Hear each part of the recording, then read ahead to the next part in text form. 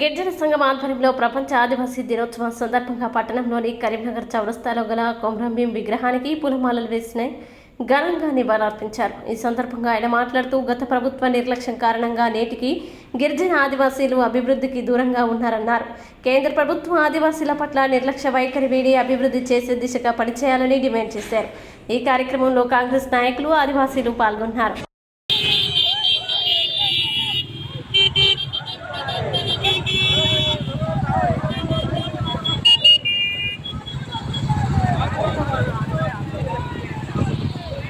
ఉద్దేశంతో ఈ రోజు ప్రత్యేకంగా ఆగస్టు 9 నాడు ప్రపంచ ఆదివాసీ దినోత్సవాన్ని వాళ్ళు గుర్తించి ఈ రోజు ప్రపంచంలో ఉన్న ఆదివాసీలందరూ కూడా ఇక్కడ పెద్ద ఎత్తున ఆదివాసీ ఉత్సవాలు జరుపుకుంటారు.